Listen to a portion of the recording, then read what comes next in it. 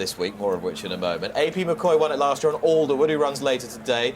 Several important jockey changes here. Declan Lavery now rides number 2 Midnight Game, replacing Davy Russell. David Casey rides the Fancy Tennis Cap, replacing Paul Townend, who's injured.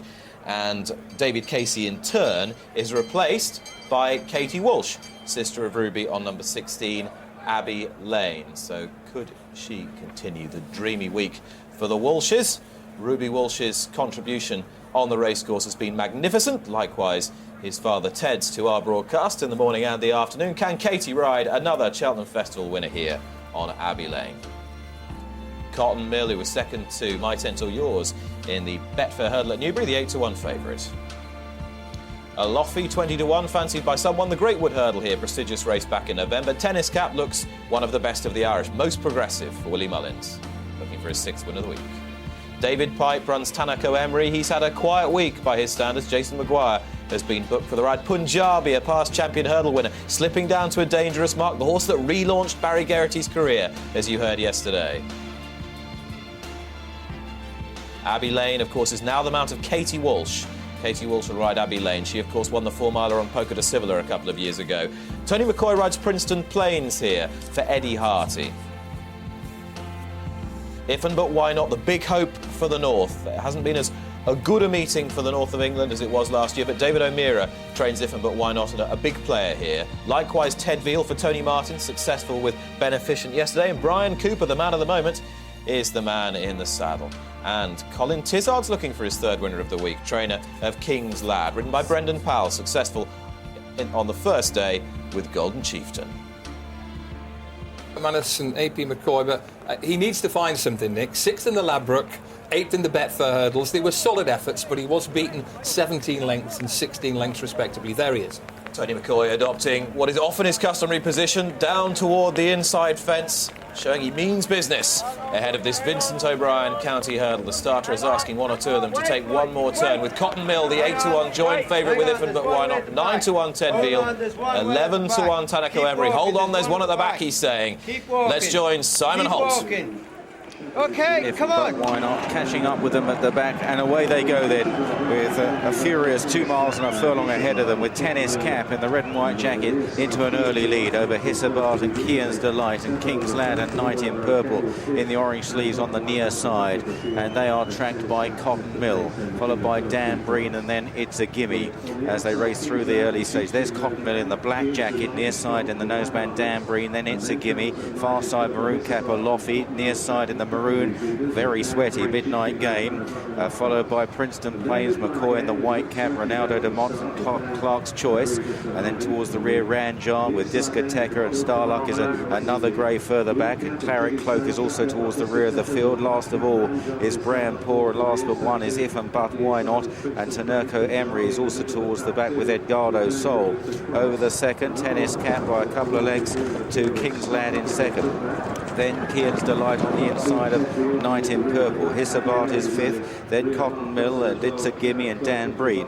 Olofi is next in the field from Midnight Game and Clark's Choice. Out wide Il Fenomeno, wide then of Ronaldo de Mont, and then up the inside Princeton Plains. They're followed by Caravel and Ranjan with Discoteca on the wide outside. Manyriverstocross is hugging the inside rail just ahead of the former champion hurdler Punjabi. Edgardo Sol and Tanako Emery, and then Shadow Catcher from Ted Veale and Brian Cooper, only about 5 or 6 from the end, followed by Starluck, Claret Cloak, If and But Why Not, Abbey Lane, and Brampour is last of all as they stream over flight number 3. And it's Tennis Cap for the Willie Mullins team, David Casey in the saddle, and Mullins, the Mullins clan have dominated this race in recent years. King's Lad is close up in second, Knight in purple on the far side of Dan Breen, and then Kian's Delight, and in the purple jacket on the near side is Hissabart. Cotton Mill remains well placed with a Loffy as they jump the next. Great jump by the leader, Tennis Cap. Less good was Hissabart there in a terrible muddle, sprawling on landing, and Mihal Nolan had to sit very tight indeed as now they turn left-handed and head towards 3 out. And it's Tennis Cap from King's Lad, Dan Breen, Knight in purple, then Kian's Delight together with Cotton Mill, It's a Gimme and Olofi on the outside. These are tracked by Princeton Plains, the inside of Ronaldo de Mont, and then Caravel, Il Fenomeno is out wide again, the leader very quick over that flight as they go up the hill, and it's Tennis Cap who's got a break on them of about 3 lengths here to Dan Breen and Kingsland disputing second. Knight in Purple is back in 4th place on the outside of It's a Gimme. Then Olofi, Princeton Plains under the champion jockey round the inside of Il Fenomeno and Cotton Mill. They're followed by Ronaldo de Mott as now they prepare to run downhill towards 2 out.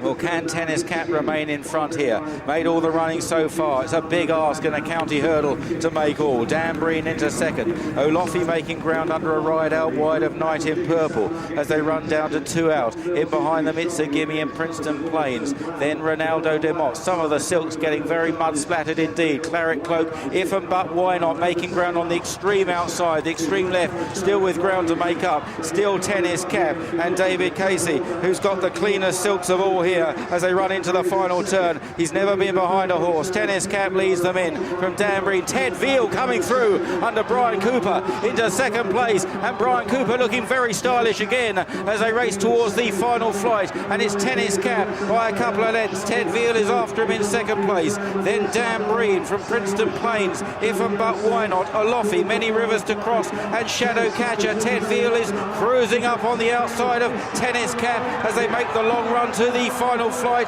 Tennis Cap is about to be joined by Ted Veale. They'll take it together. Ted Veale on the near side, full of running. Tennis Cap has run his race, one senses on the far side. Brian Cooper now goes for Ted Veale. This merciless hill is taking its toll. Ted Veale is tying up a little. Tennis Cap sticks to the task, but it's Brian Cooper with a memorable double in the first 2 races on Gold Cup Day. Ted Veale wins the county hurdle from Tennis Cap in second. Manyriverstocross in third. Tanerco Emery might have been 4th. Shadow Catcher not far behind. Edgardo Sol, Clark's Choice, then Princeton Plains and If and But Why Not. They trail back to King's Lad, Kian's Delight and Dan Breen.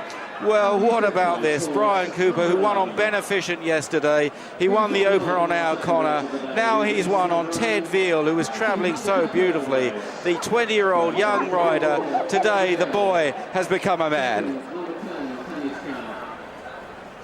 He shakes his head in disbelief. He cannot believe how well things are going for him. Beneficent, then Arcona, then this horse, Ted Veale. And he was so good to just wait and wait and wait and pounce and then push into the full drive mode. He's as stylish as a flat jockey, Brian Cooper. He couldn't ask for a higher profile advertisement for his talents than 3 winners here at the festival, 2 of them here on Gold Cup Day, to give him a 54-1 double. He can talk as well. You just said to me it's not happening. I think I have to pinch myself. I can't believe this is happening, you know.